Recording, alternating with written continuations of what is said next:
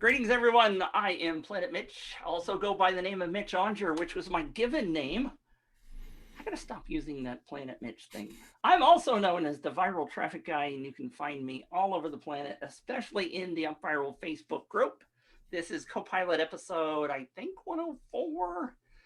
Fourth episode on Zoom. We are now on Zoom. For those of you who are catching up and following along, we're now in the Facebook group as well. So you can catch us on Zoom or you can catch us in the Facebook group. There will be, of course, a replay in the Facebook group because all Facebook live recordings, live sessions are recorded. Anyway, if you have any questions, pop in and ask questions. You see that there is somebody next to me, and in the grid view, you never know where they are. This is Adrian Savage. Welcome, Adrian. Hello. Thank you. Adrian is a superstar in email deliverability. He's helped a lot of people like Stu McLaren. I know Stu. I've met Stu. I have a picture of me and Stu. I should show you that. I don't have one of them. Neil So Patel, Ryan Levesque, and places like that. And he is the creator of the delivery dashboard.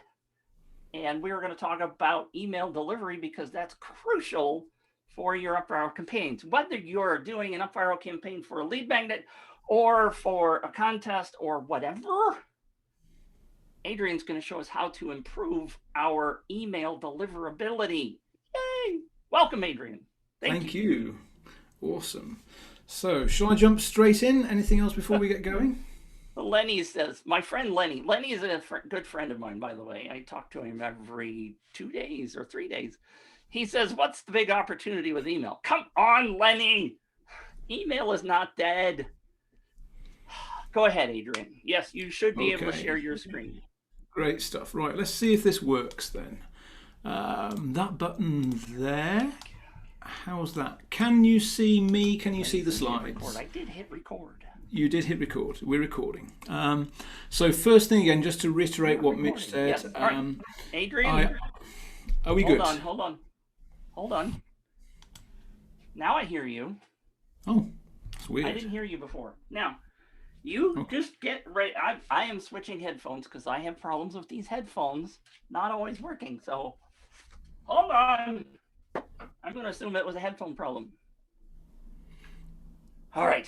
Go. I'm ready now. How's that? Can you hear me? Yes. Thank you. Okay, we're good. Awesome. So first off, I'm going to remind you what Mitch has already said. I would love to see as many comments as possible as we go through today. So if you open the chat box in Zoom, and you'll see at the bottom where it'll say 2 panelists. If you click on the little blue button and change it so it says 2 panelists and attendees, and that way then everybody can see what you're typing. Otherwise, it'll just be Mitch and I that see it, and that doesn't make it that interesting. So please change that, and I'll ask a few questions as we go through. So chat in as much as you want. The more interactive we make this, the better. And the more you guys chat, the less Mitch gets to chat. So that might be part of the plan. We shall see how it goes. So I will very, very quickly introduce myself. So I've been a geek since I was about 7 years old, something like that. My dad brought home one of those original Apple II computers. Remember them? They're great big chunky things. The disk drives were about the size of 5 house bricks. I taught my dad how to use it, and I kind of haven't looked back. I've been a geek ever since. So I've been writing software and doing this, doing that ever since. I escaped from the corporate world about 10 years ago and got into online marketing. Started off just working with marketing automation, but then I started realizing that people were having problems getting their emails into the inbox. People kept saying, hey, my emails are going to spam and all this kind of thing. So about 5 years ago, I started specializing in that. In the last 2 or 3 years, all I have done is helping people get their emails delivered. Avoid the spam folder, get it into the inbox, because that kind of matters, and I'll explain why.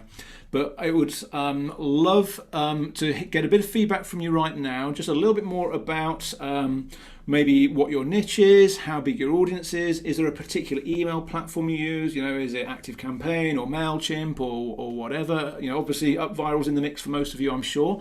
But if you've got any specific questions you'd like me to cover while we go through the presentation, it's always good to know what they are up front, because I might then, when I get to that section, I can elaborate on it a bit more. So don't be afraid to put questions in right now, and then just as much or as little as you're happy to share now, and then we'll kind of go straight straight into it. So I'll just wait a second and see what we get back. All right. Well, I'll tell you, Adrian, I'm in the Mitch niche. There is no other niche but Mitch. That makes sense. I do also, by the way, I should have said that part of UpViral does deliver emails. But yeah, that's what I gathered that from what you said, yeah. But they're transactional, right? So when somebody joins, when somebody achieves something. So everybody still has an autoresponder where they're sending emails like, hey, there's 5 days left in the contest. So we are going to talk about both UpViral emails and autoresponder emails. And lastly, I use ActiveCampaign. Got it. Okay, that is good. That is good. I spent many years just working with Infusionsoft. Then I discovered ActiveCampaign about 6 years ago, and I've worked with both of them.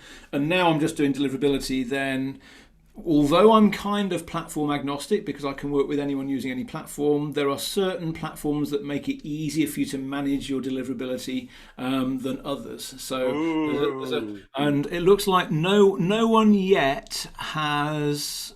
Yeah. I get Tourette's every now and then when people mention certain mail platforms, but the ones in question haven't been mentioned yet. So I think we might be okay today. So although interesting. John just mentioned Kajabi. That doesn't quite give me Tourette's, but Kajabi makes it very difficult to really manage your sending reputation. I'll explain why on that. Nice. So should I use Klaviyo instead? I'll answer that now, maybe, but I'll come back to that. But yeah, we've got some great answers on there. Oh, we've got Get Response. Now, I really need to speak to someone who uses Get Response. So Steve, I might be in touch with you. Because one of the things I do, I've got my deliverability dashboard software, and it supports lots of different email platforms. I've written the code to support Get Response, but the person who got in touch to test it, they had 6 contacts on their database, which hasn't exactly given it a very good test drive. So, Steve, I would love you to get in touch with me, and I'll give you access to the kind of pre-release bit of the dashboard software that works with Get Response. So that is really cool. There we go. No, Mailgun, Derek. I do use Mailgun myself. What else have we got? HubSpot. Dynamics, I might get a bit of Tourette's with that because that's kind of, but that's just big and complicated. But we've got a real big variety of platforms on here, more than I usually see, which is great because everything I'm going to share today, it doesn't really matter what platform you're using. I'll explain why that is in a second. There we go. We've got some more Webers. We've got some good stuff here. Entreport. Yeah. There we go. That almost gives me Tourette's, but I think I'm kind of cracking that. And again, I'll come back to that. So I'll give you the spoiler alert. The two that I have the biggest problems with are Drip and ConvertKit, and that is because they don't make any data available via their APIs that anyone needs to realistically manage their list. And ConvertKit don't even give you the opportunity to do it via their interface. You're just basically running blind. So anyway, that's my little rant for now.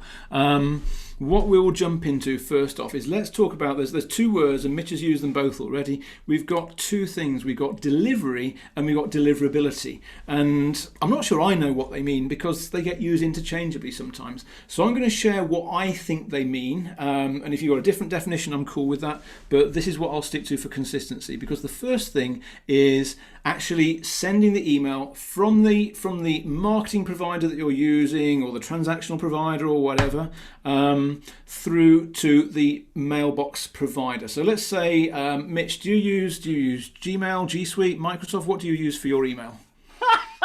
You would have to ask me that. I do have Gmail accounts, but most of my stuff, like the viral traffic guy, is just running through the virtual private server. So it's direct to me. Okay, even better. I can use that as that's a perfect example, because I'll use that and I use Google as a kind of contrast.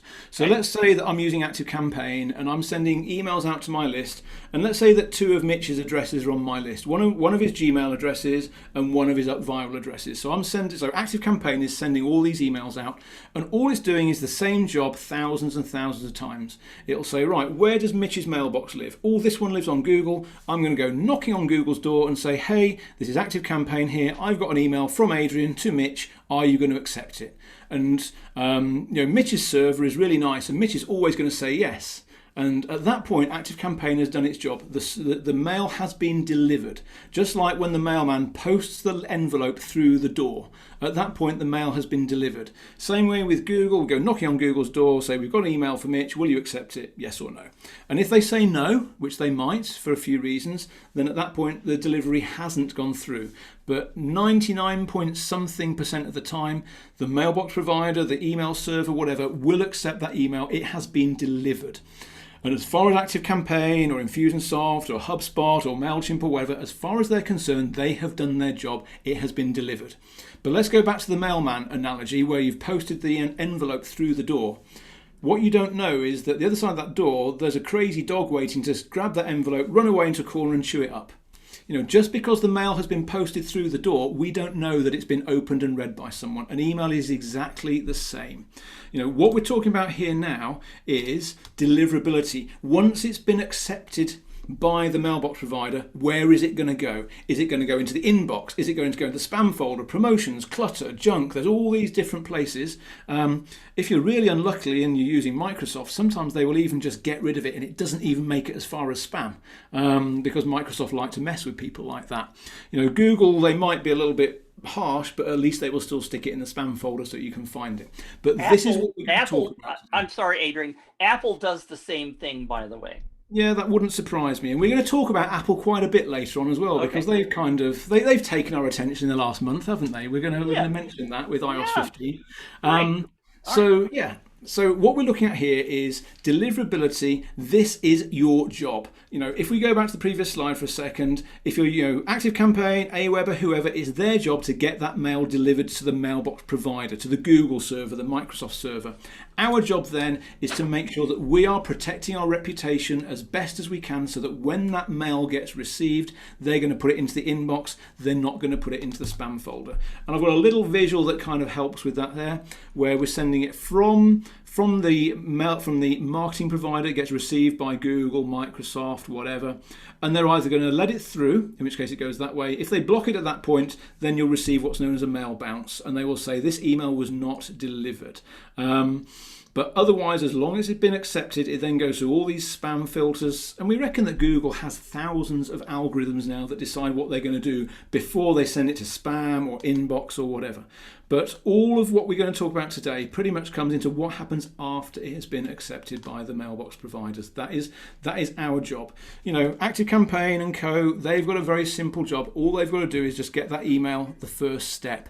It's then up to us as to what happens next. And one of the biggest myths that I've been busting over recent years is that the deliverability is no longer the job of your marketing provider. It is up to you and your behavior and your reputation that drives it all, and that's what we're going to talk about. But why does this deliverability thing matter anyway? Well, here's a few reasons. We want to reach more people. If we reach more people, we make more sales. Guess what? We get paid more, we increase our ROI. But the last two are the important bits, because if someone is expecting to receive an email from you, they get frustrated. If you can't get your emails to your audience, you get frustrated. And if people are expecting to hear from you and they don't get it, supposing they've just paid for your multi-megabuck online course and they don't receive the access instructions, they're going to say that you're a moron. And they're going to ask for their money back. So your reputation is on the line at that point. So it is really, really important to make sure you're doing what you can. But more than that, we just want to be heard more. We want to get our message out there. I'm sure if we do a great job, we're going to receive lots of money. But put the money to one side for a second. We want to get our message out there so that we can be heard. And if we're better at that, if email makes it better, easier for us to do that, then everyone has a happy life. But here's the important thing. There are no quick fixes for deliverability. So I've got to get that in there. I've got to say sorry. No magic, no magic buttons, no silver bullets. There is a lot that you've got to take into account. But the thing to bear in mind as well is I am going to cover a bit of detail today. But don't worry about it. As long as you're doing one thing at a time, because there's always something you can be doing, but as long as you're doing one thing at a time, then you're going to make progress through this, you're going to make improvements. Because one of the things I've got, one of the bits of software that I offer is a free email health check, and it gives you a score between 0 and 100. And even if someone has got a score of 100 out of 100, there are still things they can do to make their email deliverability better. So this is, it's like... It's like painting the biggest bridge in the world. Well, by the time you finish one end, you go back to the start and start painting it again. And this is exactly what it's like. So there's always something you can be doing, because the world has changed, and guess what? It keeps changing. In the last month, I actually got to add a fourth bullet onto this slide this month, because I've always talked about the first three. Okay, I'll show you in a second how much of the email going around the world is spam. But the main thing here is the big three are in control. We've got Google, we've got Microsoft, we've got Yahoo, and they control more than 3/4 of the world's email boxes. Wow. So that means we've got to play by their rules. And also there's what's known as personalised mailbox filtering. It's like if I send lots of emails to Mitch and he ignores me, then my emails are going to start going to Mitch's spam folder. But if I'm mailing someone else and they're opening all my emails, then they're still going to get them in the inbox. So just because your email goes to one person's spam doesn't mean it's going to everyone else's. There's a very individualized experience here. But we're going to have a bit of fun with this last one, because Apple is out to get us. Apple wants to ruin our lives as email marketers. They want to hide the data that we need from us. They want to stop us seeing who's reading our emails. How are we going to cope?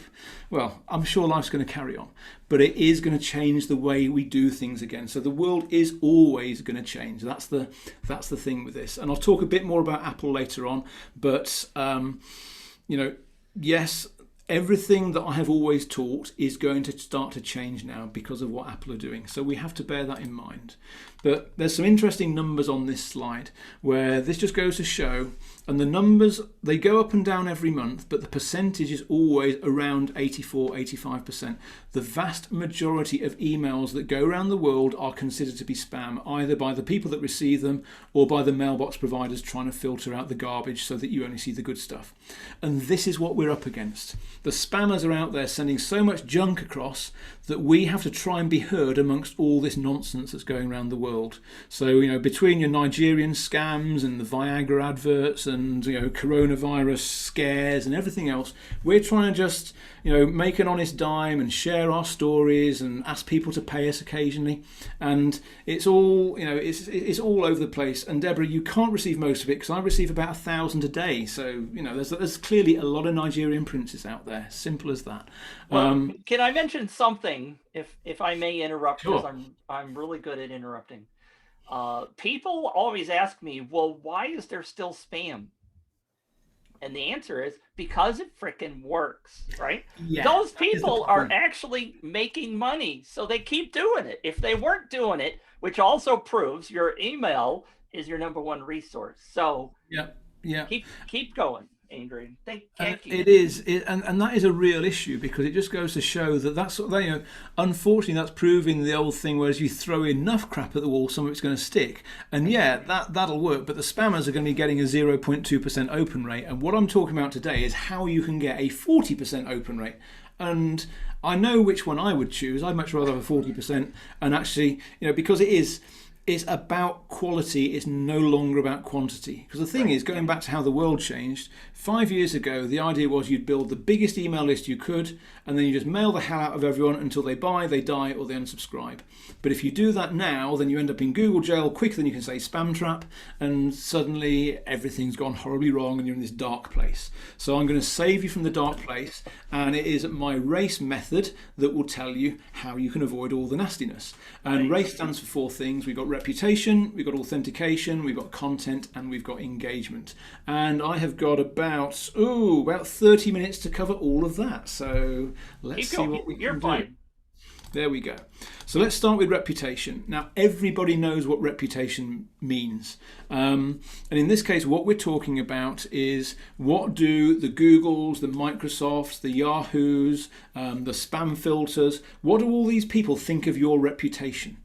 And there's a very simple way of keeping a good reputation, and that is don't do dumb things. Simple as that. And as long as you're sensible, you should have a good reputation.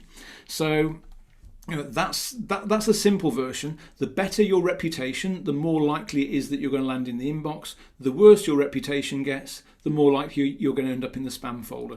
And yes, there's lots of things sitting under there, and we're going to go through some of those now. But that's a simple thing. Pretty much every time you send an email, you are either having a positive or a negative impact on your reputation.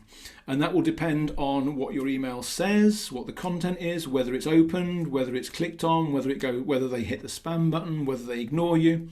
So it's a mixture of what you do, but also what your audience does when they receive them.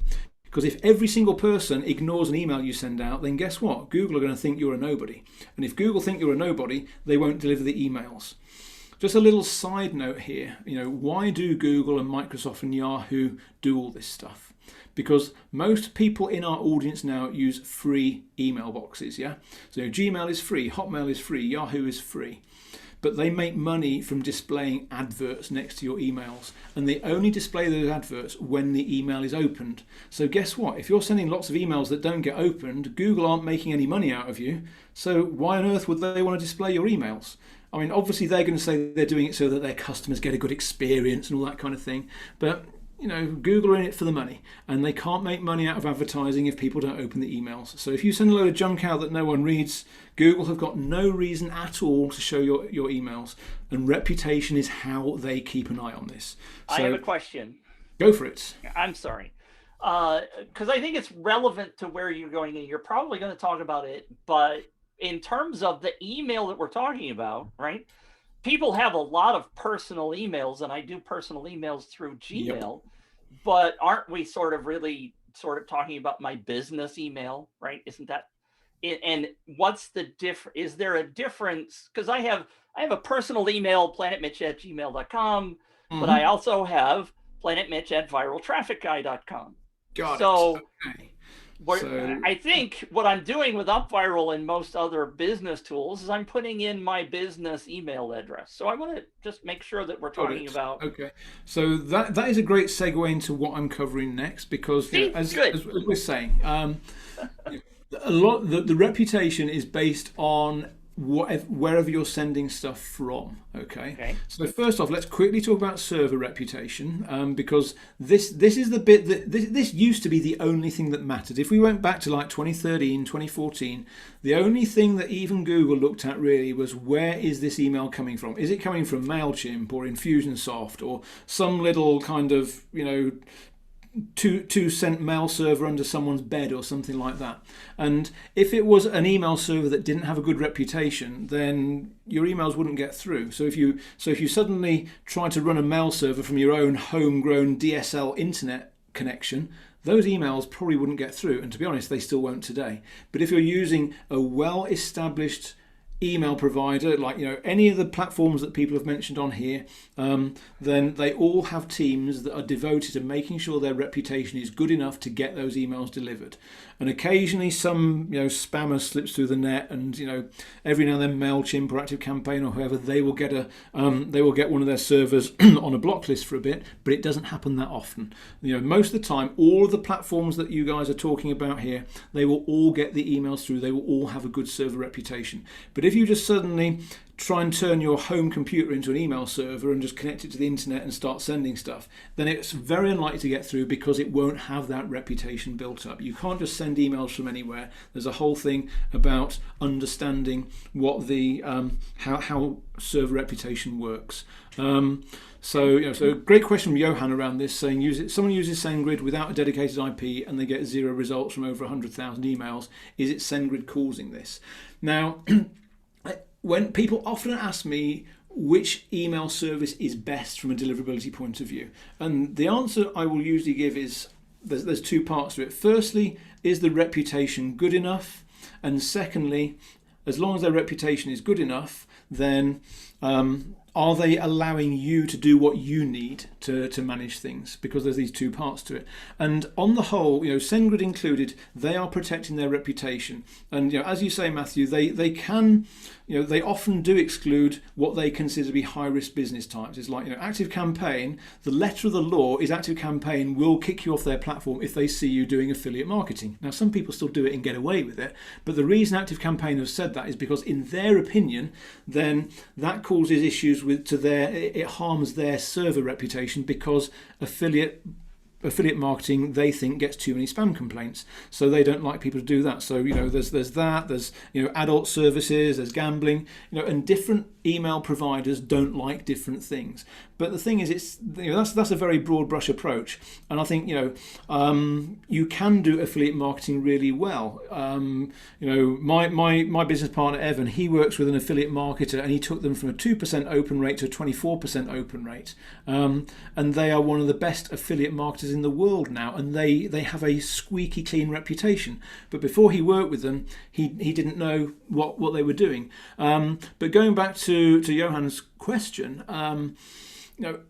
I would be surprised if SendGrid was the cause of it, because although if you don't have a dedicated IP address, then you're going to be using the shared server that everybody uses. But because they will still kick people off if they get really bad results, then the very worst I would expect is they would have an average reputation. And if they're literally getting 0 results, then it might, there's too many other things to look at, because is it that the emails are being opened and there's no results, or is it that the emails aren't even being opened? Right. And if the emails aren't being opened, it might be because they've got a domain reputation issue, which is the other side of it I'll talk about in a minute. Because the SendGrid themselves are only going to be around 10% of the equation here when it comes to deliverability. Everything else will be the things that people are doing, and that's what I'm going to spend more time talking about. But the thing we've got to bear in mind here is that when we talk about switching platforms, it's a bit like if you go to the gym and you work out and you want to get a bit fitter. Now, I know some people that will go to a different gym and they'll keep doing exactly the same workout, and they'll expect to get fitter because they've gone to a different gym. And that kind of sounds a bit mad, doesn't it? And this is what switching email providers is like. Unless you change your behavior, and that's what I'm going to talk about now, then it doesn't matter which platform you're using, then unless you make a change to the way you do things, that's what makes the difference here, because that's everything to do with domain reputation. And this goes back to what you were saying, Mitch, is whatever you're sending after the @ sign in your email address, that's the bit that we're talking about here. Nice. So I send my emails out, it's something at deliverabilitydashboard.com, and it doesn't matter what that bit is before it. Doesn't matter whether it's Adrian at or support at or whatever. All the emails that go from the deliverabilitydashboard.com domain, they all contribute to my domain reputation, because that's the level of granularity that Google and Microsoft and Yahoo and the spam filters are looking at. So that's what we're going to talk about for pretty much the rest of the presentation. And every single email you send, we'll do it. Go for it. Another question. All right. Well, you just said support at. Now, I've had people advise me not to use support at because that ends up in filters. But okay, you're saying it's the domain is the bigger issue. Correct. Well, there's two parts to this. The support at can affect whether or not people will see or open your email, but it's not directly linked to deliverability. Okay. Because all of my broadcast emails that I send to my mailing list, I send from support at deliverabilitydashboard.com, and I'm still getting between a 40 and a 60% open rate when I send those out. Nice. So the thing to bear in mind here is, if someone joined my mailing list with a support at address, I might kick them off, because I don't know that that's going to be the same person every time, and I might get spam complaints because it's a generic email address. Right. So what's known as a role account here, support at, sales at, info at, things like that, it's okay to send from that, but you should never sign up to a mailing list with a generic address like that, because if it's shared between different people, then one person might sign up and the next person using that account might see an email come in and report it for spam or something like that. But the main thing, where it makes a big difference as to whether an email will get through changing what becomes before the @ sign, is if someone has added a specific email address to their list of allowed senders, because that isn't done at a domain level, that is done at a mailbox by mailbox level. Right. So if you're sending from support at and someone has put support at on their safe senders list, if you then change it to go from Mitch at and they haven't got that there, that won't get through. So that's more around training people to actually allow specific addresses to go through. But it doesn't change the domain reputation as such. But the thing with deliverability is it's such a massive jigsaw with so many pieces that, it's always what's the biggest thing you can change next. And some of the things we've got are really big things, and other bits are smaller bits. May I ask you one more quickie? You may indeed. Is whitelisting the same thing as what you just said? I mean, I've been told that if I reply to somebody Betty Lou at whatever, then that automatically whitelists her. Do I need to worry about whitelisting? Are you going to talk about that? Yeah, I mean, let's cover that now because it's relevant here. Okay. So when someone, and this, bearing in mind that everyone here is using UpViral, and we're talking about what goes on that thank you page, right? And we're talking about incentivizing people to share and all that kind of thing. However, there is something really, really important because that first email that you send out to someone is your only chance to get them to take action. And if they don't take the action you need there and then the chances of future emails getting through are zero. Wow. So while it is really important that we're going to tell, you're going to tell your new people to share the message and to get other people and all that kind of thing. You do need to tell them to, there's various phrases like whitelist, safe sender list, whatever. You need to tell people to take a specific action so that you can be 100% certain that your emails will get through to them in the future. Because I'm supposed to know something about email deliverability. But even then, around 10 to 15% of the emails that I send out to people that newly opt into my list still go to spam. Right. And that is just because the Gmails and Microsofts of this world are inherently suspicious. They're suspicious of new things. They're suspicious of change. That's the other reason you don't switch mail providers, by the way. Because if you switch from Aweber to MailChimp, then Google's going to see that's different and they're suddenly going to be very suspicious of you for a while. So as soon as a new sender sends something, it might go to spam. And one of the worst things that can happen is it goes to spam and it stays there. So if you send me an email, Mitch, and it goes to my spam folder and then I never rescue it, the chances are the next one and the next one and the next one will also go to spam.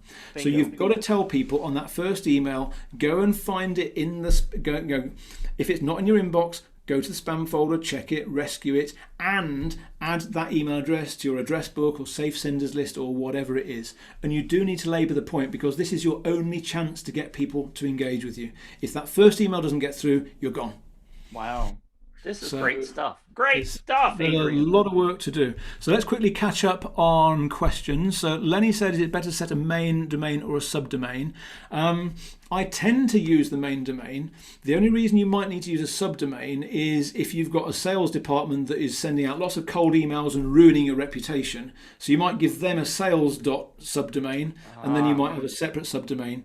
But typically, I prefer to keep it all together as long as everyone is doing good things. But if you've got a particularly bad actor, you might have to separate them. So that's the thing to bear in mind with that one. Lenny's a bad actor.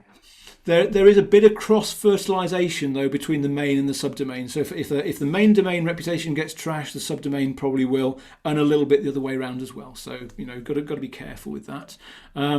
So, Deborah, do I need to change my support ticket response account from address? I don't think you do. And if the subject is support ticket, at the end of the day, lots of support tickets get through every single day, and I don't think there should be a major issue with that because support is support, it's legitimate. So unless you've got a huge issue, you probably don't need to change it.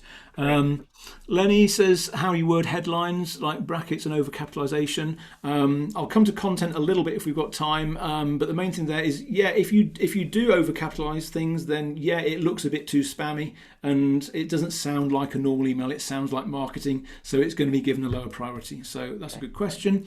And so Emmanuel, so what's the best action you think helps the first time recipient? I think it's to tell them to find, if it's not in their inbox already, tell them to find it and rescue it from their spam folder. It's the rescuing that matters. If they find it and leave it there, you're toast. You're not going to get through anymore. Well, and to add to that, Adrian, thank you again. This is so awesome. I'm so geeky. Emmanuel, one of the things that I do is to tell them on the share page, by the way, there's a special gift in that email. Please go find it because then you're going to get that email. You're going to get that incentive, that reward, and therefore they have more incentive. Because if you don't tell them something, they think it's going to be, oh, congratulations, and a whole bunch of garbage, so they won't open it. You got to incentivize them to open it. Absolutely. So, right, let's jump on. I think we're going to go a little bit over today, but I'm going to try and keep it as succinct as I can as well, because if I give too much information, people's heads explode. So I'll quickly cover block lists and spam traps. because the short thing is a block list is, let's take, there's companies like Spamhaus and Barracuda and Cloudmark and Sorbs. There's all these different companies that make money out of catching and identifying spammers and basically exposing them to the world. And the way they do that is with the block list. A block list is a list of different domains that have been identified doing bad things. And one of the quickest way you can end up on a block list is if you send an email to a spam trap address. Mitch, just yes or no, do you know what a spam trap is? Not a clue. Okay, right. So there are 3 types of spam traps. The first one is what's known as a pristine spam trap. And these are designed to catch people that are scraping addresses off the internet. So a pristine spam trap has never been a legitimate email address, but a spam trap operator will publish it on a web page somewhere and they will open that email account up. And every time an email is received by that email account, they will know that no one has ever given permission to mail that address. It is not a legitimate one. So whoever has acquired that address has done it in a bad way. And if you mail a pristine spam trap, you are going to end up on a block list quicker than you can say reputation. Nice. Okay. So that's why I'm sure that no one ever scrapes email addresses off the internet. And I would even say if you buy email address lists, then you've got to be very careful there because you don't know where they've come from. Right. So that's the thing to watch out for with pristine spam traps. The ones that we're all going to come across, though, are typo spam traps, where maybe someone's mistyped Gmail and it becomes GMIAL or something like that. And you shouldn't keep sending to those, because if someone hasn't opened your emails for 3 months, why would you keep sending to them? And if you can tell it's a typo, then sooner rather than later you should remove that. And if you don't, then the company that's operating gmeow.com will be seeing that here's someone who doesn't look after their list, and you could end up on a block list that way as well. But the third one you need to take most attention to is what's called a recycled spam trap. And if we go back to probably about 2006, I had a Hotmail account. Then Google Mail got released, I saw the light, and I ditched my Hotmail account.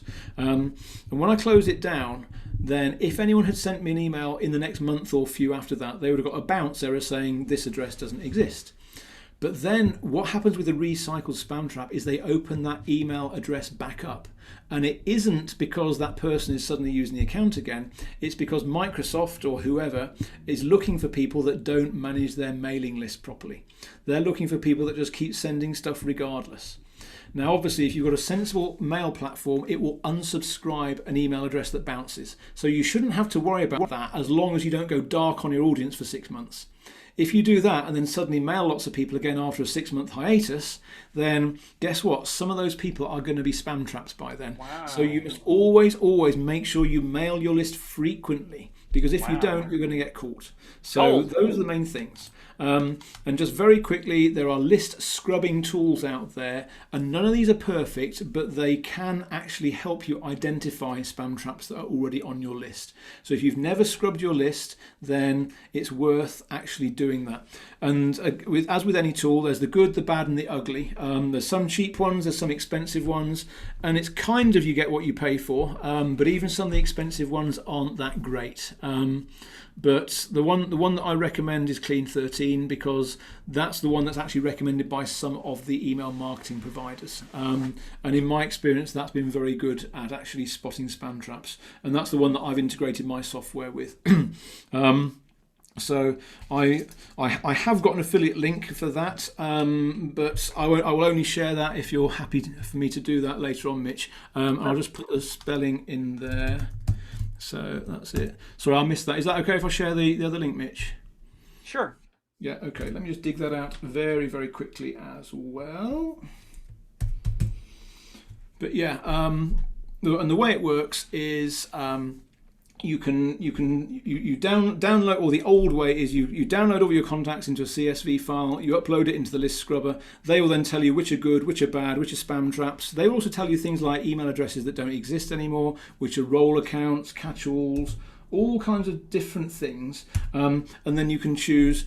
Then some of them don't work, and some of them ones you definitely shouldn't mail. Some of them are kind of a bit in the middle, and some of them are okay. I'll just have the link for you in 1 second, Deborah. Give me 1 second.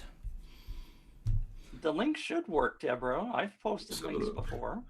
There we go. Right, that one there should do the trick, hopefully. I I was able to click it. Yeah, there we go. Now, the thing is that one thing I will say, the list scrubbing providers suggest you do this every 3 months. Now, they would say that, wouldn't they? Because they get lots of money out of it. Yeah. What I would say is if you've never scrubbed your lists, it's worth doing it once. If you've done it, and then depending on how much dodgy stuff it finds on your list, maybe do it every year, maybe every 6 months. You'll need to do it every 3 months if you're seeing a lot of bad stuff show up every time. You don't need to scrub good email addresses all the time. It seems a bit pointless. Okay. Right, so we had another question that I missed. There we go. Lenny said, can you get dinged for mailing too much? I've seen marketers overdoing it many times in the same day. So the simple answer is the frequency doesn't actually matter as long as the people are reading them. But if you're sending 5 emails a day out and no one's opening them, you will absolutely get into trouble much more quickly than if you send 1 mail a month. So, I'll talk about frequency a little bit later on, but yeah, the frequency on its own doesn't matter. It's more around whether people are opening them. And, you could send something 20 times a day if the majority of, if you were getting an open rate of 40% on every single email of the 20 that you sent in a day, I'd say absolutely keep doing it. But if you got 40% on the first email and the rest of them you got a 5% open rate, I say, hey, you're overdoing it. So it does depend very much on what you've on the response you're getting. And Tubi's got a good one saying one of the things that a list scrubbing service will give you is an accept all response, or it's also known as a catch-all. And what that means is it's a mailbox that will accept anything before the @ sign. So it could be deliverabilitydashboard.com, and it could be A @ or B @ or C @ and an accept all domain will accept anything. It will never bounce a bad email address. And in those cases, then you have to be careful because you can't really tell if these addresses are legitimate. And what I would say with an accept all or a catch all is if you're seeing the email as being opened, then maybe keep sending them. But if you've seen no sign that those emails have been opened, then assume they don't exist and remove them from your list. So that's probably the best way to do it. Yoshi's asked if there a replay. Yes, because it'll be on the Facebook Live, I guess, won't it, Mitch? And also you're doing the recording as well. Yes. So that's all cool. Right, okay, so I'm going to have to speed up even more. I'm going to spend about 3 minutes on authentication because this is something where you can just go and do some homework. But this is the one most important thing. If you haven't set up authentication for your emailing, you are probably halving your chances of getting into the inbox just with this one thing. So authentication is about telling the world that the emails you send are legitimate. The spammers cannot authenticate email, you can. And that's because an email gets authenticated to the domain you're sending from. 3 types of authentication. This one is the most important, DKIM, which stands for Domain Keys Identified Mail. And this is about putting a digital signature on every mail that you send. And you'll probably see people that use a lot of the marketing tools that don't have this set up, because it will say via Infusionsoft or via Aweber or via ActiveCampaign or whatever, because it's not being signed by the person who sent it. Because here's the thing, I could send my emails saying that they were from the President of the White House if I wanted to, because you can put any sending name you want into your email platform. So what DKIM does is it allows you to actually cross-reference that back to your domain, because you publish something inside your domain saying that here's my key that I'm using to sign the emails. So you can go into your mail provider and you'll look for email authentication or DKIM or something like that and set it up. And if you're using ActiveCampaign, then ignore the things saying I will let ActiveCampaign manage my authentication for me, because they're not. With ActiveCampaign, you have to tell it to use authentication, because otherwise they're just sending it out and they're authenticating for the ActiveCampaign domain. They're not doing it for yours. So every single email platform you use, including ActiveCampaign, go and set this up. If you haven't done it before, check that it has. You need to do it from your email marketing account. You need to do it from your G Suite or Microsoft 365 account. Depending on how UpViral sends those transactional mails, then that might or might not need DKIM, and I'll have a little I'll confer with Mitch offline about that, and if there's a specific thing that applies to UpViral, we'll make sure that you guys get told about it, but I won't lose time now and guess things. All right. because sometimes, depending on how the email is sent, you can't always use DKIM. But I know for your main email marketing, yes, you must set up DKIM. If you haven't done it, then go and do it. If you have done it, check it and make sure that it is working. So we'll come back on that one. Then the second one, and this is just as important because Microsoft in particular will not allow emails through if you don't have your SPF record set up. An SPF stands for Sender Policy Framework, and it tells you which email platforms you trust to send emails on your behalf. So if you're using G Suite, ActiveCampaign and Help Scout as your 3 different ways that you send emails out, you have to list all of those platforms in your SPF record. If you miss one of them out, then the platform that you miss out is more likely to go to spam. So really, really important. And if you get your SPF record wrong, then the chances are a lot of your emails are going to go to spam. Never have 2 records. You can only have 1. So, and if you're not sure, this is where I'd say you can get professional help if needed. Myself and other people can set up authentication. And as I said, you don't need to become an expert on this because it's a one-off. You're not going to spend lots of time doing this. So it's a task that it is suitable to outsource to an expert if you don't want to become the expert yourself. You're not going to be doing this all the time. Great. The final one that I won't really cover in much detail at all is DMARC, because that tells the world what happens if an email is received with no SPF and with no DKIM. And DMARC is how you can protect against spoofing. That's the simple thing. Let's see what questions we have got. So Lenny's asked, what types of emails are people inclined to open more? I'll probably come back to that in content if that's okay. So Yoshi has said, we get the DKIM and SPF data from our email autoresponder and enter it in my hosting account. Is this correct? On the whole, it is. Yes, for DKIM. For SPF, you need to be careful because you will normally need to combine the SPF record from your different from the different places you send email from. So supposing you use Aweber as an example, they will say use this SPF record, but then if you're using G Suite, they will say use this SPF record. And what you have to do is you have to merge the 2 bits together and take the right bits out of each one. If you just put the Aweber SPF record in and then send emails from G Suite and haven't put the G Suite bit in, then the G Suite emails might not get through. So you do have to be careful with that. Hold on, time out. Me get a question.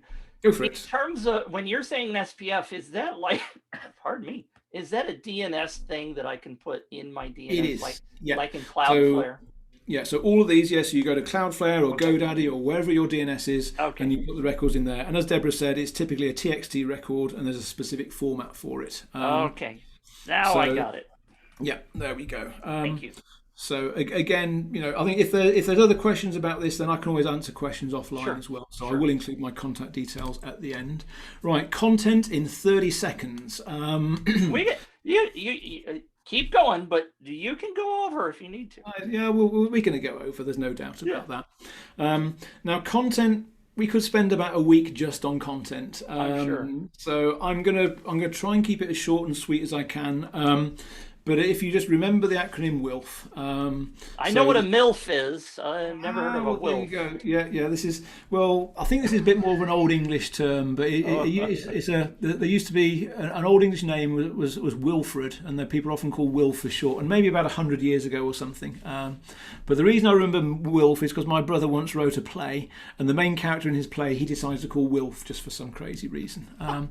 So in this case, it's a good way to remember words, images, links, and frequency. So I will very, very quickly go through all of those. And I think this goes back to what Lenny was talking about as well, because the words really matter, but they don't matter the way people think they do. Because do you remember the good old days where you could Google things like, you could search for spam words and spam filter words and things like that, and there'd be a list of 150 words, and as long as you don't put those words in your email, you're going to make it into the inbox. Well, guess what? The world isn't that easy anymore, because Google and the rest of them have invested millions in artificial intelligence and natural language processing and all this kind of thing. So they know more about what you mean from your email than you do. And if you're trying to game the system, and if you're trying to change the word free to fr.ee and things like that, then guess what? They're going to catch you. Nice. The words matter because you need to be authentic. If you put too much capitalization, because going back to what we were saying earlier, too much capitalization, too many changes of fonts, things like that. What you want to do is you want to be sending emails that look like they've been a personal email from you to me. That's what matters. If you're starting with some great big garish masthead logo and things like that, last time I checked, people didn't do that when they're sending an email from their iPhone. Right. And that's what you want to look like. It needs to sound like it's, so dear Mitch or hey Mitch or whatever, a bit of text, maybe an image in there, maybe a few other bits. But you don't want to send a sales letter by email. People don't do that. They send conversational, they share stories, they educate, they inform. Yeah, they might make a little offer in there. That's cool as well. But It's how you do it. The days of doing, reams and reams of content in email, they're gone. They're done with. It's, make it sound personal. And the more personal, the more authentic it is, the more successful it's going to be. Simple as that. Even what people think are spam trigger words like COVID or Viagra or stuff like that, then if the context is appropriate and it's not trying to dupe someone, that email will probably still get through. There was a big thing about don't use the word COVID when we were at the height of the pandemic last year. I did a bit of testing because my friend Evan caught COVID. So I sent an email out to my list saying, I hope he was feeling better and stuff like that. And I did do a split test. Half the emails I sent out, I removed the word COVID and put some, kind of beating around the bush comment in there saying he'd fallen victim to the pandemic or something. And the other one I said, he's got COVID. And the open rate was, I think it was 36% for one and 34% for the other. That's not enough to make a difference. Why would I, why would I water down my message for the sake of 2%? So, yes, the words matter, but it's how you say it. It's not just what you say, if that makes sense. Yes. There's other things that matter more. But, and I've got a list of common mistakes that I'll come to. But then images, that makes a big difference because guess what? The more images you've got, the more it looks like a promotion. The more images, the more likely you're going to end up in the promotions tab in Gmail. So keep the images in there if they're relevant, but don't do it for the sake of it. And for the love of all things sacred, please remove those little social media icons at the bottom of your email signature because they're a nightmare for two reasons. Firstly, we want to minimize the number of images and we want to minimize the number of links. That's the first thing. The more images, the more links, the more it looks like a promotion. But it's worse than that because also all of those links that we're linking off to, firstly, just from a marketing point of view, you're distracting people from your main call to action. Why do you want someone to look at your Instagram account when you're trying to get them to buy something from you? And secondly, YouTube in particular often ends up on one of those block lists that I mentioned. And guess what? If you're referencing any domain that's on a block list in an email, you're going to go to spam. So don't mention YouTube in an email because they often, YouTube is often on one of the block lists because, not because YouTube itself is bad, but because people hit the spam button when they receive a video they didn't like or something like that. So, only link to things that are within your control. I think that's what we're saying. Right. Kiki has asked, should we take images off of payment receipts? Not necessarily, because a couple of images are okay, but I wouldn't have 27 in there. If they're relevant and, having some kind of logo on a payment receipt to make it look more legitimate, I think that's totally okay. Because all of these are guidelines and no one thing is ever going to determine whether you go to inbox or spam. It's all the things together. So maybe if you've got a few extra images, that doesn't matter as much if your reputation is good and if the frequency is good, if you're managing your engagement well and things like that. So don't get paranoid about one thing, but equally doing anything in excess is a bad idea. Right. So that's the main thing there is keep the images down, keep the number of links down, and just focus on getting people to do one thing in that email. And it is much, much better to send more emails that are short than one super long email. So once upon a time, people might have said, join my newsletter, and you send one email a month with lots of stuff in. These days, what I would say is actually send them more frequently, just one little snippet in each email. Because the more frequently you send, the more likely you've got that people are going to open one or more of those emails. Because nobody opens everything. Right. And if you're sending 5 emails in a month, then there's a greater chance that someone will open one of those 5 than if you only sent one email. But here's the caveat. Don't waste your time sending emails to people that aren't going to open them. So if someone hasn't opened anything for the last year, they're not going to open the next one. And that's what I'm going to talk about in engagement in a second. But let's just quickly look at the common mistakes. So first off, not personalising emails. It's always worth, if you know someone's name, then put it in there, because people like to hear their name. They like it to be personal. Don't use too many links. Oh yeah, I said don't link to bad domains, but do not use link shorteners in emails. It's pointless, because you can choose what that link says anyway, because you put the link text and you put the actual link behind it. So you don't need to shorten the link. And if you've got bit.ly in a link in an email, then guess what? That's what the spammers do as well. And if you put bit.ly, if you just mention that in an email somewhere, you're probably going to go to spam. Subject lines, short and simple. Timeout. Timeouts. I'm sorry. This is a personal question, because I have a link shortener that is my domain name. Is that okay, as opposed to bit.ly? Yeah, that's okay, because effectively what you're doing there is you're cloaking links, right? So you're sending them to your domain with some redirect that goes elsewhere. Right. And because you're in control of your domain reputation, so that is okay. That's a great question, by the way. But but as long as you're confident that your domain has got a good reputation, so that's why you do need to go to. And actually, I'll just pop this in the links as well. Yeah, go ahead. 1 second. I think it's that one there. There's a tool called Hetrix Tools. That is a really good place to check if your domain is on a block list or not. And let's just pop that into the link there. So that's in the chat for you there. So go to that site, put your domain name in, and see what happens. And also, let's just... this doesn't always work, so I'm just going to check. Yeah, there we go. If you put youtube.com into that site, right now you'll find that YouTube is listed on the fish tank block list. So anyone who's sending an email out that mentions YouTube right now is going to be struggling to hit the inbox because of that. Another great question from Lenny. I can see why you talk to him every couple of days, Mitch. He knows his stuff. He does. Is it better to send a newsletter inside the email, or just send the link to check content outside? Now, I would have generally said the latter anyway, but with what Apple is about to do, then it becomes even more important, because we need people to click on links. It's going to become, in the future, it's probably going to be the only way we can see that someone's consuming our stuff. So we need to get people into the habit of clicking links in our emails. If they're not in that habit, they won't click the buy now link when we send that through, which kind of matters a lot. But occasionally it might be okay to send an email with no call to action, but in general, I'm a big fan of always having some kind of call to action. And for something like a blog or a newsletter or something like that, I would send a little teaser and then say, click here to read the rest of the article. And that's a great way to do it. Question. Go for it. When you say newsletter, when Lenny says it, or anybody, typically what I think of is massive HTML with pretty images and headers and footers and all that kind of stuff. And I keep getting tons of ads to make your emails so pretty with background images. And what I'm assuming you're saying is, no, don't do that. Send a newsletter as text.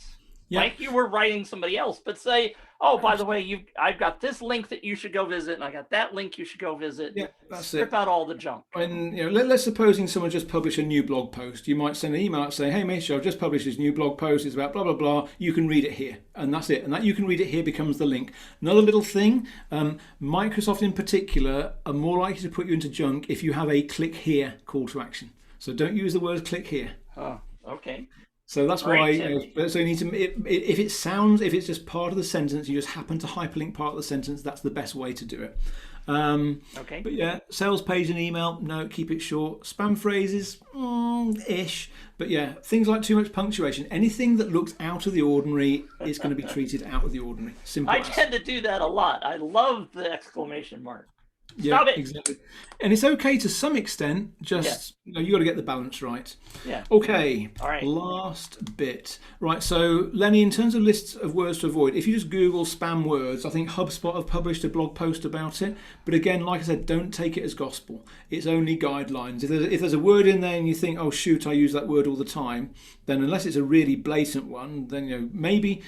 I guess the other thing to reiterate here is everything I'm sharing here is what I've seen works, but nothing is universal. If you're going to make a change, test it. I think that's the important thing. Test it out. Mike said about not being able to. In fact, yeah, I can't click. Oh no, that's weird. I could click on the link in the chat, but I can't copy them. So I think if you need to do that, if you click on the link, it'll open it in your browser. Then you can copy it from the browser, hopefully. But yeah, it's not letting me copy anything from the chat either.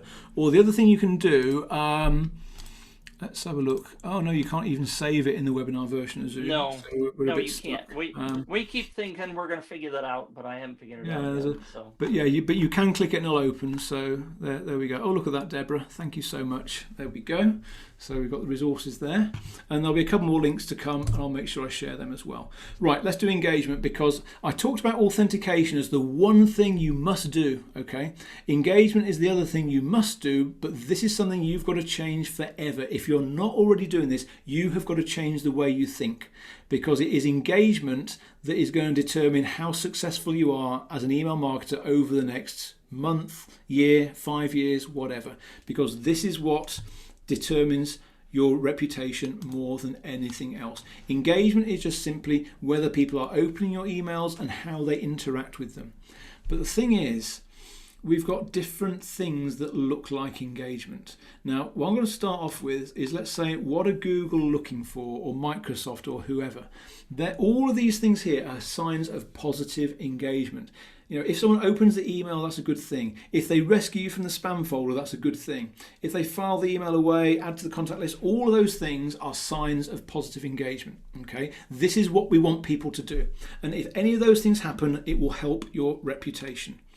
Now look at the flip side of that. These are the things we don't want people to do. And that third one down, landing in spam and not being rescued. Now I gave that lots of airtime earlier on in the show, so I won't give it too much now, but this is why you must tell people to find your email on that thank you page. You must tell people to rescue it from the spam folder. If any of these things happen, then your reputation takes a nosedive. Now we've got a slight problem. What can we see? Oh dear. We can see opens, and like I say there, not 100% accurate. And then when we get to September and Apple launch iOS 15 and they have this new email privacy thing, they're going to give people the opportunity to opt out of having emails tracked, which means what Apple will then do is they're going to preload all the images in the emails, which will mean we look like we're getting 100% open rate from anyone using Apple, which means we won't have a clue whether someone's read our email or not. And typically on email lists, anywhere between 20 and 50% of your audience will probably be using an Apple device or Apple Mail on a Mac to read emails. So we have to take this seriously, which is why I'm saying, where are we now? 6th of July when we record this, we've got about 2 months to use all the data we've got and get our houses in order and really double down on engagement management, because if you don't do it now, you won't have that data in September if the impact is what we think it's going to be. So really, really important to make the most of the open data while we've got it. The other thing we can see is clicks, and clicks are a lot more accurate. But I have analysed millions of email messages, and I would say that only somewhere between 10 and 20% of people who show as engaged by opening an email show as having clicked something in the last 30 days. So we will lose a lot of data. We're going to have to get people to click more often. We'll have to change our copy and our content so it's more valuable. We have to give people better reasons to click through. And sometimes we can track replies and forwards and web forms and site visits and stuff like that. But really, all we've got to play with is opens and clicks. So it becomes very difficult to manage engagement. And once Apple whipped the rug from under us in September, the whole world is changing. So we've got about 2 months to really improve things. Because at the moment, everyone obsesses about open rates, and it's not, it's the only statistic we've got, so you can see why they do it. But it is a little bit of a joke in some ways, because the joke I will make with any of my new clients is I can double your open rates in seconds. And how do I do it? It's simple. I go and delete half of their email list, the ones that haven't opened anything for a while, and then we keep sending emails out, and guess what? The number of people opening will be the same, but the percentage will be much higher. And that's what this is all about. This is all about gaming the system to make it look like we are the best possible sender of content. And the higher your open rate is, then what I call the virtuous circle starts to kick in. So what we're doing here is the higher our open rate is, the better our reputation gets. The better our reputation becomes, the more likely it is that the emails we send in the future are going to go into the inbox as well. So that's why you've really got to pay attention to this. And the way we do this is we just, nice and simply, we stop sending emails to the people that won't open them. And the longer it is since they last opened something, the less likely they are to open something. So I'd normally say that you find everyone that's opened something in the last 30 days, and those are the people you send most of your emails to. And if you do that, you should get a 40 or a 50% open rate, unless you've got, unless you're in certain less popular niches.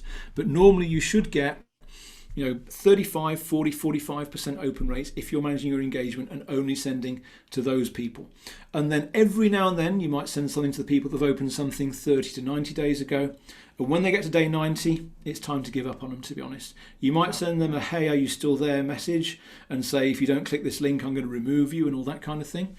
But it's like Einstein said, the definition of insanity is doing the same thing and expecting different results. Why would you keep sending emails to people that just haven't opened anything for a year or whatever? There's some people I work with, I look at their mailing list and they might have 20,000 on the list. 7,000 of those people have never, ever, ever, ever opened anything. Even 3 years on, they're still mailing them. That's the thing you got to do. You got to watch. No apologies for getting this in. Watch the Frozen movie. Listen to the song. Let it go. You have got to work out who is hurting your reputation and give them the chance to get out. Now, this is why I'm also a great advocate of having very direct, polarizing email content and copy as well. Because if you really stand for something and upset people, they're going to unsubscribe for you and save you the problem of doing this. But if people aren't engaging, you need to kick them off. Right now, it's really easy for us to do that. Come September, it's going to be more difficult. So now is the chance to really clean up your mailing list, work out who should be on there, who shouldn't. And then when we get to September, we're going to have to double down even further and start working out who's using Apple. And the good news is I'm about to release a software tool that will tag the contacts that use an Apple mailing device. I've worked out how to do that. Nice. So that way then we can still work out where we've got good data, where we've got bad data, and where we've got the good data, then we can still carry on doing it this way. Where we haven't got that much good data, we're going to say, right, well, we can't listen to the open stats anymore, but we can look at clicks, and if they haven't clicked a link in 30 days, we might chase them and say, hey, let us know you're still here, or something like that. But This is what matters. Change the way you think about engagement, because every time you send an email to someone who doesn't open something, you are hurting yourself. Simple as that. Let's have a look at questions. You are one of the easiest guys I've ever worked with, because usually I have to manage the questions. But man, you are awesome. I just sit back and say, yeah, Thank you, Adrian. It's got to be easy, right? So what have we got? So Lenny is asking, is there a way to track who's visiting the website from email to combat the iOS update? So yes, there would be if you use various tracking links and cookies and stuff like that. But actually, because we can track the link anyway, then I would probably just stick to the link tracking in the email rather than going one step further. But then what you could do as well, if you got really clever, bearing in mind that people can opt out of cookies these days as well, of course, but you could use some kind of cookie to track the fact they keep going back to your website. But again, just because they visited your website doesn't mean they opened your email. So it's it's a bit of a tough one, that. But yeah, so Deborah's saying, if someone selects several mails and says mark as read, does that count as an open? And if they don't actually read or scroll, will it hurt rep? It won't count as an open as far as your marketing platform is concerned, because the way it's tracked is you've got to open the email and it will try and load this little tracking image that they've put in there.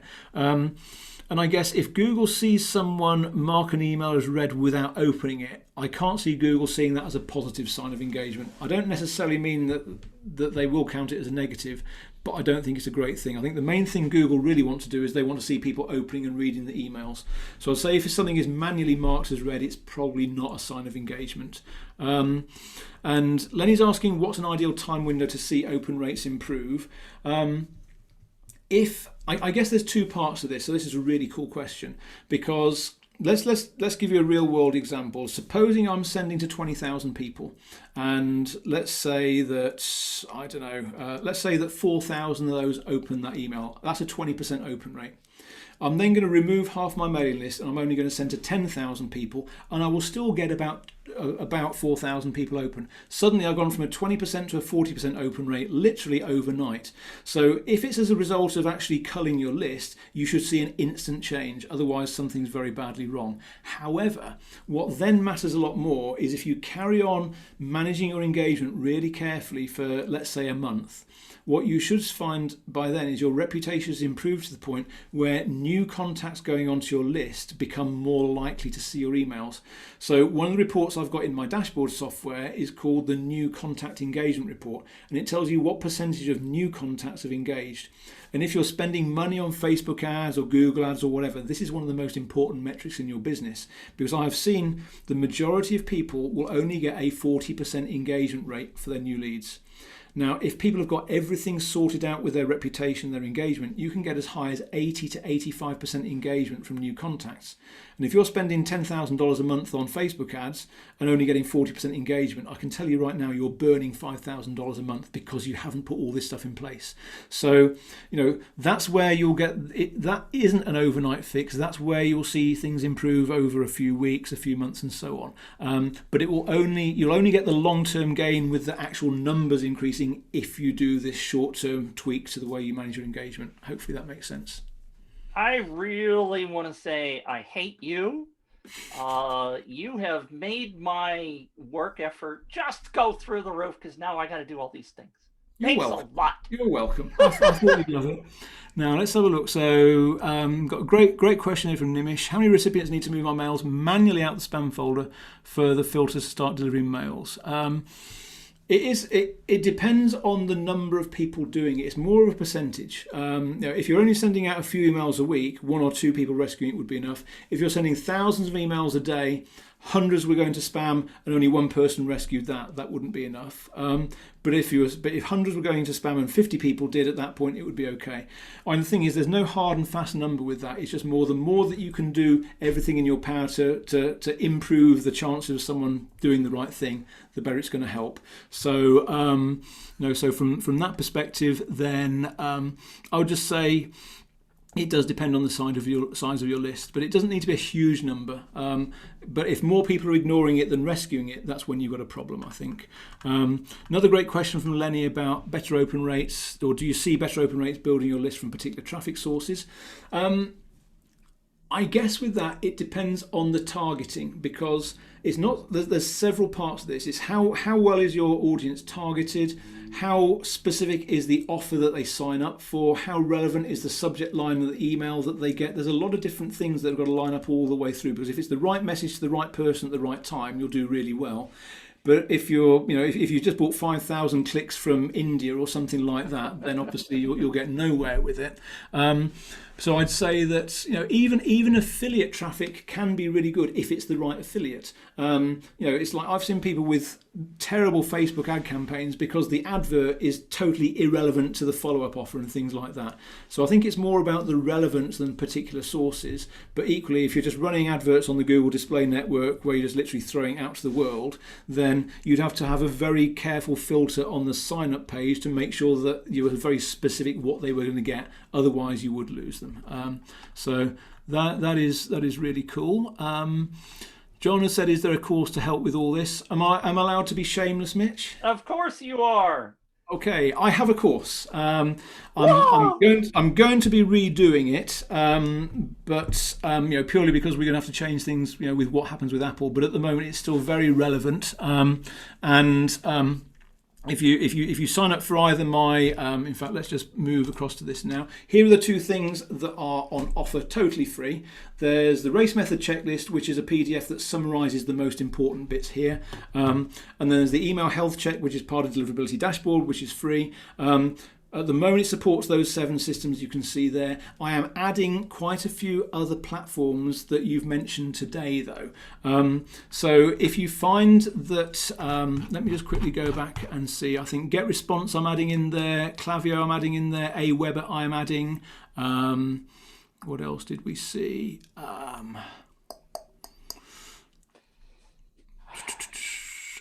I'm not adding Mautic anytime soon, I'm afraid. But anyway, Entreport. yes. Entreport, I'm fighting Entreport because they have blocked my API access at the moment. But I think I've got a solution for Entreport. So if you're using Entreport, then please get in touch with me because I might need your help asking them to be nice to me. But yeah, what else is in there? Yeah, get responses coming up. Kajabi I can't do, unfortunately, because they don't make the data available. Klaviyo, I'm looking for people to help me test. MailerLite is about to launch as well. So, if I've mentioned any of those now, please get in touch with me. HubSpot is supported. MailChimp is. Infusionsoft is. ActiveCampaign. Yeah, get responses coming. So, yeah, please let me know. What I'm going to do, just... that is my email address. Carter I can't support, I'm afraid, John, because again, their API doesn't share the information that we need. But also, let me see if I can... No, I can't do it that way. Hang on. Oh, I've broken it. There we go, that's better.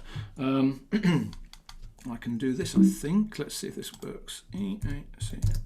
Oh yeah, there we go. There's the link to the health check. I can't spell today. For those of you watching, Deborah, our blessed volunteer link grabber, will post all of those in the Facebook group later in the live stream. So bless your heart. Awesome. Thank you very much. You will always be able to get that. Deborah says I will in a minute. Well volunteered. And I have to do this, Adrian, because it's just I can't. It's one of those things that I just can't pass up. So what you're telling us based on this slide is that you're a racist because of the acronym. But very mean, very mean. It's a tough one, that, particularly with everything that's happened in the last year. But yeah, I will talk about winning the race. It's all right to run a race, right? You want to win the race. Yeah, we'll win the race to the inbox. Right, Deborah has asked, brilliant, thank you, Deborah. So Mark put something on Facebook. If I have a double opt-in and most of the entrants are ending up in my fraud list, what do I do? Now just so you know, he's talking about the UpViral fraud list. So UpViral I was guessing that. People, and it's based on IP address. Mm-hmm. So I'm guessing that is going to be more likely because this goes back to what Lenny said about traffic sources. Because if a lot of the viral opt-ins are coming from a specific place that's known to be fraudulent or whatever, then that one is a bit of a difficult one because the only thing that I can think of would be to find out where those people are coming from and why, because that's something that you're not in direct control of, but the people that are promoting you are. So are there people out there that are doing slightly questionable things to get people to come back, and are they gaming the system or not? I don't know. But again, let me do a timeout on you because I know UpViral. Sure. UpViral's fraud detection at this point is basically only an IP check. So if 5 people are registering from the same router, the same IP address, they're going to get marked as fraud. Got it. So the double opt-in is in this case is having nothing to do with the fraud in UpViral terms. Mm-hmm. It's Betty who may be cheating by going, oh, well, I know 50 other email addresses. I'm going to register those people so I get the points for it. Got it. And she's doing it all from the same computer. So UpViral goes, that's cheating. So has nothing to do with the double opt-in, Mark. It has everything to do with. Yeah, as long as you're getting the real person clicking that double opt-in link, then that should confirm they're real and genuine. In which case, that should be okay. So I think again, there are occasional exceptions to that, but on the whole, double opt-in email confirmation isn't a bad thing. Are you going to add something on that, Mitch? I'm simply I've spent, for those of you watching, I've spent the last month, because I've been working on a cryptocurrency contest, and I have been dealing with people who love to frickin' cheat. And I have found more ways that people will cheat, including posting how to cheat on forums and places. So we've caught people because they're telling other people how to cheat in this contest. But it is crazy what people will do in order to enter campaigns that they want. Absolutely. So I think this is where, using double opt-in as a way of kind of protecting yourself from those cheaters is quite a good thing. I'm not normally a fan of double opt-in because you can actually lose people along the way. But if you're finding there's a high level of not totally legitimate people, then I'd say as long as they have clicked that double opt-in link, then you can be probably 90% happy that they're legitimate. It's the 10%. And what people are doing in this particular case is they are going out to places like Gmail and they are creating a stink load of emails that they control. Yeah, makes sense. And they're doing the double opt-in. They're doing all of the work that they have to do in order to not look like they're cheating, but they're totally fake emails that will never buy something from you. And in our case, just so you know, Adrian, we're giving away cryptocurrency in this contest, which I'll never, ever frickin' do again. I'm not surprised. Because all it's doing is bringing in tons and tons of fake emails, and it's not doing us any good. Okay, so last thought on this before I go. I think we've got one more question as well. But this is why, yes, double opt-in is one good thing, but if someone cheats and creates all those email addresses, this is why engagement management really matters, because if they then don't open anything else in the next month, you're going to toss them off your list. Right. Because no one is going to create 50 addresses and then go back and open all the emails in the future. So I think that's the thing to bear in mind here. Engagement management trumps all, because if they're not opening things regularly, that's the time to get rid of them, even if they did game the system at the time of double opt-in. So I think that's a big thing there. Right, what else have we got? Kiki, if we already have an email list of say 1,000 and we're getting started with an email responder, how do we send them something without getting banned or cancelled off the platform? As long as those 1,000 people you've got have engaged with you some way and you know that they're legitimate, then you should be okay. There's always a bit of risk management when you upload an existing mailing list onto a new platform though, because they'll be watching you like a hawk.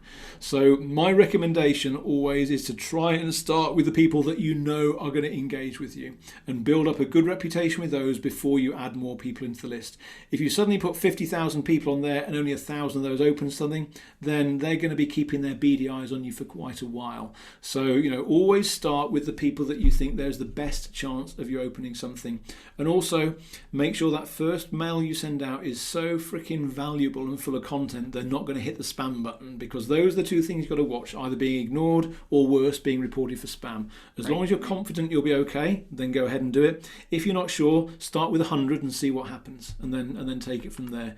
Because whether it's the email marketing providers or the Gmails of this world or whatever, if you're sending 50 emails here or there, you're probably going to fly under the radar. It's when you get into the thousands or the 10,000 that it really starts to make a difference.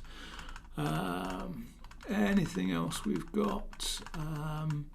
If you don't use double opt-in, then people can put other people's emails and you can get caught in GDPR and stuff like that. Yes and no. I mean, even double opt-in doesn't necessarily protect you against that. But one issue you've got there is there's things like spam bots that will sign up with fake names and other people's email addresses and things like that. And I think it's one of those where if you get to the point where you're really being hit by that, then you will have you're going to have to start getting a bit clever. The good news is not that many people do it. So Johannes just checked, email health check does indeed redirect to mydeliverabilitydashboard.com, so that's correct. There we go. So Mike wants to know what my special offer is for today. So I don't have one. That's rubbish, isn't it? What I have got though is I have got the training course that's at a lower than usual rate. So if you want to buy that, then it's normally $299 and I can do it for $249 today. So hit me an email if you would like that. It's about 6 hours of content going into a lot more detail than I've covered today. And the other thing that I'm launching, if you're interested in this, again, drop me an email, is my Apple tracking software that will actually apply tags into your email marketing platform to tell you who is opening your emails from an Apple client. And that is going to become really, really useful. I'm probably going to be launching a whole program on that in the next few weeks. But if you're interested in any of that stuff, obviously, if you get onto my list and sign up for the checklist or the health check, then you're going to know about it anyway. But if you're really super interested, you're welcome to ping me an email and I will be happy to help as much as possible. So I'm not sure which bit Deborah wanted me to repeat, if it was the training bit or the other bit. Well, let's just say your email address out loud, Okay, because the so copy email, will stop. got it. The copy won't work. So I've been trying to copy it for the last 5 minutes. Yeah, so let's just do say it out loud, and then we'll put it in the Facebook group. Perfect. If you want to see it later, come back and see it. Perfect. So my email address, nice and simple, adrian@adriansavage.co.uk. And you're welcome to get in touch if you've got any questions, or if you'd like to show that you're interested either in the training special offer, which will be $249 instead of $299, or the Apple tracking software that I'm about to launch, and just ask me for that. I'll share the details. I want it. Many things. There we go. And because you use ActiveCampaign, Mitch, then it will work for you. At the moment, I can only tag things inside Infusionsoft or ActiveCampaign, but again, I will be expanding that real soon. If people have got an interest, we're going to make it happen. We've got literally a month or so to get ahead of the game. So I'm going to be keeping rather busy in the next month. Nice. I do want to thank you very much. We are going to wrap it up. We've gone over an extra half hour. Appreciate your time. This has been phenomenal stuff. I am wanting to dive into all of it, and I was teasing earlier. I do love what you're telling me, and I do know that it's one of those things that's always in the back of your mind going, I know I need to work on that because it's important to my business, right? Yeah. So many people, I'm going to editorialize for a second. So many of the gurus and the people that I watch and listen to, including the people that you mentioned before, are preaching about getting on in social media this and post on Facebook and grow your group and blah, blah, blah. Email is still 40 times the revenue generator that all those social media things are. So if you're not fricking spending time, and I'll go back to the marketing standard number, an email list with active people is worth $1 per person per month. In terms of how they say to value it, you can't do that on social media. You can't say, well, a Facebook group person is worth 50 cents or $1 or $5, right? Email, we know the numbers, and I know a lot of people that are getting more than $1 per person per month. It's quite possible, especially when you take all the tricks Adrian just gave us, not tricks, methods of improving your reputation. So focus on your freaking email list. Grow it with UpViral. Grow your reputation on your email, make a better business, serve more people, because that's what we want to do. We want to serve more people by offering them what our golden gifts are, right? And therefore, these are all great things. And thank you so much, Adrian, for posting all this stuff and giving us so much value. Love it. No, thanks. And Mitch, I just want to give you a shout out as well, because this is probably, I've done a lot of webinars, live streams, podcasts. This is probably the most fun I've had ever. And you've made it really easy for me to do my job today. So thank you as well. And also thanks to a wonderful audience for staying on well over the hour that we said we'd be on for, staying right to the bitter end and being engaged and taking things away. And I hope taking action afterwards. So thank you, Mitch. Thank you, everybody. It's been great. Thank you. Next week's show, I have no clue what we're doing. There's nothing on the schedule. William and I are going to have to stand on and figure out what we're going to talk about next week. But as usual, the Co-Pilot Show will be here Tuesday morning, 10 a.m. Eastern Time. I don't know, what time is it in your neck of the woods? It's 3 o'clock in the UK. Right now? All right. Yeah, and more. Oh, that's when we started? Yeah, that's where we were. And then what was it? 7 a.m. Pacific time. I have to get very good at all this time zone stuff. I'm working with people all around the globe, and it's like, oh, my head hurts. What time is it? Exactly. I know the feeling. So thank you again, Adrian. Thank you. All of the links are available. If you need them, they will be in the show. Jen says, thank you. This was amazing. Lenny says, you raised the bar too high. Thank you very much, Adrian. Yoshi says, thank you. Thanks a lot from everybody. Mike, Pergita, Darmood, great show. Thank you. We will see you guys again next Tuesday. Adrian, phenomenal information. Thank you so much. Thank you. Have a great day, folks. Take care.